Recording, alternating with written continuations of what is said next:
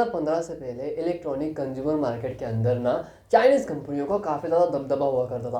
Product में quality इतनी नहीं अच्छी हुआ करती थी, चले तो शाम तक नहीं तो चांद तक वाले प्रोडक्ट हुआ करते थे क्योंकि चाइना के प्रोडक्ट थे और कॉस्ट काफ़ी कम थी, इसलिए लोग जो है वो लेते भी थे, लेकिन कोई वैल्यू वगैरह नहीं हुआ करती थी। तो इसी प्रॉब्लम को सॉल्व करने के लिए शुरुआत होती है बोट की। बोट जो है 2015 में शुरुआत होती है और 5 साल के अंदर ये कंपनी जो है वो मार्केट लीडर बन जाती है और सारी चाइनीज़ कंपनियां जो कि इलेक्ट्रॉनिक कंज्यूमर मार्केट के अंदर इंडिया के अंदर काम कर रही होती है ना, इनको बाहर का रास्ता दिखा देती है। आखिर बोट की मार्केटिंग स्ट्रेटेजी क्या है, उसकी बिजनेस स्ट्रेटेजी, सारी डिस्कशन जो है ना आज हम इस वीडियो में करेंगे। मेरा नाम है ऋषिकेश टोमरे, आप देख रहे हैं मास्टर एंटरप्रेन्योरशिप। तो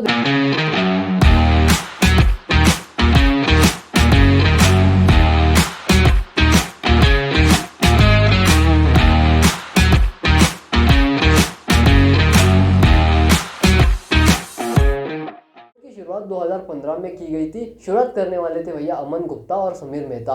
दोनों दोस्तों ने इसी आइडिया के साथ शुरुआत की कि कैसे चाइनीज़ कंपनियों को इस मार्केट से बाहर निकाले जाए और कैसे यूजर्स को यानी कि कस्टमर्स को अच्छे क्वालिटी प्रोडक्ट्स जो है वो प्रोवाइड किए जाए इलेक्ट्रॉनिक कंज्यूमर ब्रांड के अंदर। तो उन्होंने इसके लिए काफ़ी अलग अलग बिजनेस स्ट्रेटेजीज का इस्तेमाल किया। तो सबसे पहले बिजनेस स्ट्रेटेजी कौन सी उन्होंने इस्तेमाल की, तो वो थी भैया डिज़ाइन प्रोडक्ट स्ट्रेटेजी। यहाँ पे उन्होंने डिज़ाइन के ऊपर काफ़ी ज़्यादा फोकस किया। देखो क्या होता था पहले जो है ना, वो कस्टमर जो है ना वो एक तरीके से बिल्कुल भी डिज़ाइन वगैरह के लिए इतना मैटर नहीं करता था कंज्यूमर ब्रांड के अंदर। जैसे ईयरफोन्स हो गया, चार्जिंग केबल्स हो गई, या फिर हेडफोन्स वगैरह हो गया, ब्लूटूथ एयरफोन्स वगैरह हो गया, इसके अंदर जो है ना वो पहले डिज़ाइनिंग का इतना बड़ा फैक्टर नहीं आया करता था। लेकिन जब एप्पल ने इसके ऊपर फोकस किया, जब एप्पल ने ईयरफोन्स की डिज़ाइनिंग के ऊपर फोकस किया ना, तो सारी कंपनियां कॉपी करने लगी। अब बोट को भी ना एक तरीके से डिज़ाइन के अंदर आना था, क्योंकि एप्पल ने अगर बनाया तो सारी कंपनियां कॉपी करेगी, तो हमें स्टैंड आउट कैसे मिलेगा। इसलिए बोट ने क्या किया, अपनी खुद की क्रिएटिव डिज़ाइन की टीम बनाई। इन्होंने अलग अलग कंपनीज, अलग अलग फैशन इंडस्ट्री एक्सपर्ट से कोलैबोरेशन किया और अपने प्रोडक्ट्स लॉन्च किए। इन्होंने मासबा गुप्ता जो कि एक सेलिब्रिटी डिज़ाइन एक्सपर्ट है फैशन इंडस्ट्री के अंदर, इन्होंने इनसे कोलैबोरेट किया। इनके साथ मिलकर इन्होंने अलग अलग प्रोडक्ट्स बनाए जो कि काफ़ी ज़्यादा हिट हो गए। प्लस इन्होंने लैक्मे के एक इवेंट के अंदर भी इन्होंने अपने जो है वो प्रोडक्ट्स लॉन्च किए, जिसकी वजह से इनको एक मार्केट में पूरा क्लियर स्टैंड आउट भी मिल गया। अब जो सेकेंड स्ट्रेटेजी यहाँ पे इस्तेमाल की गई थी वो थी भैया affordable price with premium quality products. ये वही स्ट्रेटेजी है जो 2014 के बाद में Xiaomi ने इंडिया के अंदर लॉन्च की थी और सारे इंडियन कंपनीज को एक तरीके से पानी चका दिया था। क्यों? क्योंकि भैया कोई भी कंपनी जो है ना वो low cost high quality segment के अंदर टारगेट नहीं कर रही थी। Xiaomi को ये सेगमेंट दिखा, Xiaomi ने टारगेट किया और मार्केट लीडर बन गया। सिमिलरली बोट को भी ये सेगमेंट दिखा, बोट ने भी सेम स्ट्रेटेजी अपने बिजनेस के अंदर इस्तेमाल की। अच्छे क्वालिटी के प्रोडक्ट जो है वो काफ़ी कम कॉस्ट में लॉन्च किए, जिनकी ड्यूरेबिलिटी अच्छी हो, जिनकी साउंड क्वालिटी एकदम प्रीमियम हो। ऐसे प्रोडक्ट्स को ना इन्होंने काफ़ी कम प्राइजेस में लॉन्च किया, बिल्कुल वही प्राइजेस में जिस प्राइजेस में चाइनीज़ प्रोडक्ट आपको मिलते थे, बट उनसे भी ज़्यादा बेहतर क्वालिटी, ज़्यादा ड्यूरेबिलिटी, ज़्यादा वैलिडिटी वाले प्रोडक्ट्स आपको मिलते थे, अच्छी गारंटी वाले प्रोडक्ट्स आपको मिलते थे। जिसकी वजह से जो बड़े ब्रांड्स थे JBL, सोनी, स्कलकार्डी, इनके भी सेल्स जो है ना एक तरीके से डाउन हो गए थे, क्योंकि बोट जो है ना वो इनका मार्केट शेयर धीरे धीरे खा रहा था अपने अफोर्डेबल प्राइसिंग की वजह से। तो ये थी भैया उनकी दूसरी बिजनेस स्ट्रेटेजी सक्सेस होने के पीछे। तीसरी जो बिजनेस स्ट्रेटेजी है ना वो है भैया इनोवेटिव स्ट्रेटेजी। अब बोट जो है ना वो इनोवेशन के ऊपर बहुत ज़्यादा फोकस करता है, वो हमेशा इनोवेटिव करता रहता है और नए नए प्रोडक्ट लाता रहता है। क्योंकि अगर आप वक्त के साथ अपडेट नहीं रह पाओगे ना, अगर आपने वक्त के साथ अपडेट नहीं किया ना, तो आपको काफ़ी ज़्यादा प्रॉब्लम झेलनी पड़ेगी। इवन आपकी कंपनी भी जो है वो बंद भी हो सकती है। कई सारी कंपनियां हमें देखने को मिलती है जो बंद हुई क्योंकि उन्होंने वक्त के साथ अपडेट नहीं किया, राइट। तो बोट जो है ना वो इनोवेशन स्ट्रेटेजी के ऊपर काफ़ी ज़्यादा फोकस करता है और हमेशा नए नए इनोवेटिव प्रोडक्ट जो है वो लाता रहता है। अब जो फोर्थ नंबर की स्ट्रेटेजी है जिसके ऊपर बोट बिलीव करता है ना, वो है भैया कस्टमर रिलेशनशिप स्ट्रेटेजी।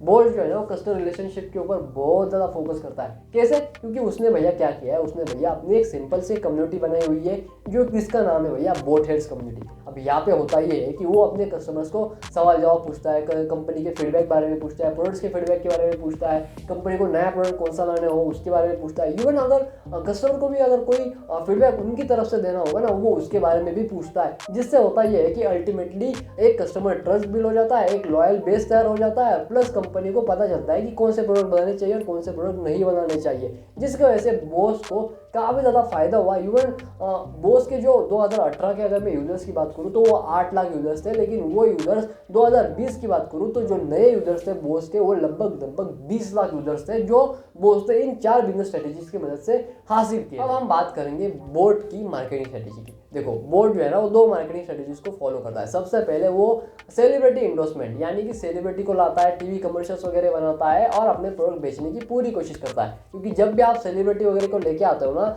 जब आप एक हाई ब्रांड वैल्यू इंसान को, जिसकी काफ़ी ज़्यादा ऑथेंटिसिटी है मार्केट के अंदर, लोग जिसे पहचानते होंगे, उसे लाइक करते होंगे, जब आप इनको मार्केट के अंदर लेके आते हो अपने प्रोडक्ट के साथ में ना, तो इनका ट्रस्ट आपके ब्रांड के साथ जुड़ जाता है, जिससे आपके ब्रांड को ही फायदा होता है। तो इसके लिए सबसे पहले बोट क्या करता है, वो एक सेलिब्रिटी इंडोर्समेंट कैंपेन चलाता है, जिसके अंदर वो क्या करता है, वो जो है ना वो जो एक्टर्स वगैरह होते हैं उनको लेके आता है। और यहाँ पे बोट जो है ना अपनी टारगेटेड ऑडियंस को काफ़ी नैरो डाउन, यानी कि मतलब कि काफ़ी बारीक नज़र से उन्हें फॉलो करता है, उनकी बिहेवियर के ऊपर काम करता है, उनके मार्केटिंग पल्स के ऊपर काम करता है। जैसे कि उसे जो है ना वो तुरंत पता चल जाता है, अगर मान लेते हैं भाई उनकी जो टारगेट ऑडियंस है फिलहाल जो है वो यूथ है, राइट, लेकिन यूथ के अंदर अगर कोई एक्टर है या फिर कोई एक्ट्रेस है जो काफ़ी ज़्यादा फेमस होने लगा है, जैसे कि कार्तिक आर्यन जो है ना वो इंडस्ट्री में काफ़ी पहले से है, लेकिन सोनू की टीटू की स्वीटी के मूवी के बाद में जो है ना उनको काफ़ी ज़्यादा फेम मिला, उनको काफ़ी ज़्यादा क्रेडिबिलिटी मिली, काफ़ी ज़्यादा ब्रांड वैल्यू उनकी ज़्यादा इंक्रीज हो गई एक तरीके से, जिसकी वजह से बोट ने क्या किया, उनको एज एन ब्रांड एम्बेसडर करके अपने मार्केटिंग कैंपेन में लॉन्च किया। सिमिलरली कायरा आडवाणी को भी इन्होंने यही किया। कायरा आडवाणी भी एक ज़माने में काफ़ी ज़्यादा फेमस नहीं हुआ करती थी, उनको ज़्यादा नहीं पूछते थे, लेकिन जैसे कबीर सिंह मूवी आई ये काफ़ी ज़्यादा फेम में हो गई, बोट ने इनको भी उठा के इनके साथ में एक मार्केटिंग कैंपेन बनाया। सिमिलरली जैकलिन फर्नांडिस, इनके साथ में भी सिमिलरली इन्होंने यही टेक्निक जो है अपनाई, कस्टमर के बिहेवियर को ध्यान दिया, टारगेटेड ऑडियंस के बिहेवियर को ध्यान दिया और देखा ये सबसे तरफ कहाँ पे अट्रैक्ट हो रहे हैं, उन्हीं को ले आया अपने कैंपेस में और अपनी सेल्स भी बढ़वा दी। सिमिलरली सेलिब्रिटी इंडोर्समेंट के साथ में ना ये क्या करते हैं, क्रिकेटर्स को भी लेके आते हैं। क्रिकेट के लिए कितने फेमस है, मतलब कि क्रिकेट के लिए इंडिया की कितनी ज़्यादा बावली है या फिर कितनी ज़्यादा इमोशनली इंगेज है ना, ये इसे बताने की बिल्कुल भी ज़रूरत नहीं है। तो इन्होंने शिखर धवन, केएल राहुल, हार्दिक पांड्या, इन सबको ये अपने अपने कैंपस के अंदर लेके आया, जिसकी वजह से इनकी ऑथेंटिसिटी जो है ना वो और भी ज़्यादा बढ़ गई। तो इनके मार्केटिंग कैंपस में हम जो है ना वो इतनी स्टोरी टेलिंग नहीं देखते, ये जो है बस अपने प्रोडक्ट्स को एक तरीके से इंडोर्स करते हैं सेलिब्रिटी के थ्रू ही, और उनकी क्वालिटी को एक तरीके से दिखाने की कोशिश करते हैं, और ज़्यादा ये कुछ नहीं करते। इनके कैंपस के अंदर आपको इतनी स्टोरी टेलिंग देखने को नहीं मिलती है, राइट, क्योंकि ये कंज्यूमर इलेक्ट्रॉनिक ब्रांड है, ये इतना नहीं दिखा सकते। एक हेडफोन के बारे में क्या स्टोरी टेलिंग ये कर सकते हैं, राइट। तो ये जो है ना एक तरीके से अपने प्रोडक्ट का कमर्शियल बनाते हैं, उसके अंदर एक आधा हीरो हीरोइन को लेके आते हैं और दिखा दिया, काम हो गया। ऑथेंटिसिटी से मार्केट के अंदर थोड़ा बहुत मार्केट कैपिटलाइजेशन जो है वो गेन कर लेते हैं, समझ गए, मार्केट शेयर जो है वो गेन कर लेते हैं। अब जो दूसरी बिजनेस मार्केटिंग स्ट्रेटेजी है इनकी बोट की, वो काफ़ी इंटरेस्टिंग है, वो है भैया event based marketing strategy. Boat क्या करता है, बोट ने करंटली 3 इवेंट्स के साथ में एक तरीके से पार्टनरशिप की हुई है। सबसे पहला इन्होंने आईपीएल के साथ में पार्टनरशिप की है, क्योंकि ये जानते हैं कि इंडिया की यूथ जो है ना वो क्रिकेट के लिए कितनी ज़्यादा फेमस है, और आईपीएल का तो एक अलग ही पूरा क्रेज होता है। तो इन्होंने क्या किया, इन्होंने आईपीएल की टीम्स के रिलेटेड जो है ना उनके डिज़ाइन के हिसाब से प्रोडक्ट बनाए, जैसे कि इन्होंने साउंड बार बनाए जो कि आरसीबी के नाम से थे, इन्होंने चेन्नई सुपर किंग्स के नाम से भी इन्होंने पोर्टेबल साउंड बनाया। सिमिलरली इन्होंने एयरपॉड्स बनाए जो कि मुंबई इंडियंस और केकेआर को रिप्रेजेंट करते थे। तो ऐसे इन्होंने हर अलग अलग टीम के लिए ना अपने आईपीएल के प्रोडक्ट्स को लॉन्च किया था, जो काफ़ी ज़्यादा हिट भी हो गए थे और इन्हें मार्केट में एक स्टैंड आउट भी मिल गया था।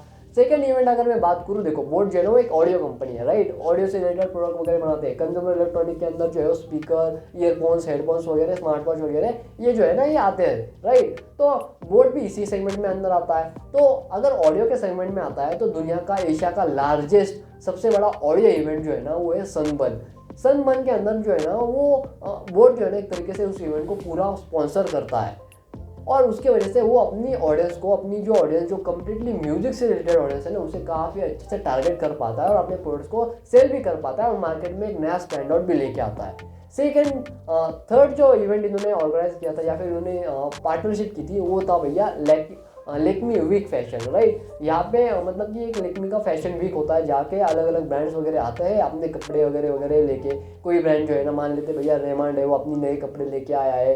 कोई जूतों का ब्रांड है बाटा है जो अपने नए शूज़ लेके आया है। तो यहाँ पे ये सारे अलग अलग कंपनियाँ आते हैं, मॉडल्स के ऊपर अपने जो मॉडल्स वगैरह होते हैं उनको अपने कपड़े अपने प्रोडक्ट्स वगैरह देते हैं, बाद में वो वॉकिंग करते हैं, उसके बाद में जो है वो उन प्रोडक्ट्स के बारे में काफ़ी ज़्यादा हवा तैयार हो जाती है मार्केट के अंदर और उनकी सेल्स भी है वो शुरू हो जाती है होना। तो सिमिलरली बोट भी इसी स्ट्रेटेजी को अपनाता है, लैक्मे इवेंट के अंदर जाता है, अपने प्रोडक्ट्स को मॉडल्स को पहनाता है और उसके बाद में जब वो मॉडल्स रैंप वॉक करते हैं, उनके जो फोटोशूट वगैरह होते हैं ना, तो उनके प्रोडक्ट्स का भी एक तरीके से इंडोर्स किया जाता है एक तरीके से, जिसकी वजह से बोट को जो है ना वो इंडोर्समेंट मिलती है मार्केट के अंदर, एक स्टैंड आउट मिलता है, जिससे बोस की जो सेल है ना वो काफ़ी ज़्यादा इंक्रीज हो जाती है। इन सारे बिजनेस स्ट्रेटेजीज से, इन सारे मार्केटिंग स्ट्रेटेजीज की मदद से बोस ने जो है वो लगभग 500 करोड़ की सेल की है। अगर आपको ये वीडियो पसंद आई तो इसे लाइक कीजिए, चैनल को सब्सक्राइब कीजिए, अपने दोस्तों के साथ शेयर कीजिए। मैं मिलता हूँ आपसे नेक्स्ट वीडियो में, तब तक के लिए जय हिंद, वंदे मातरम।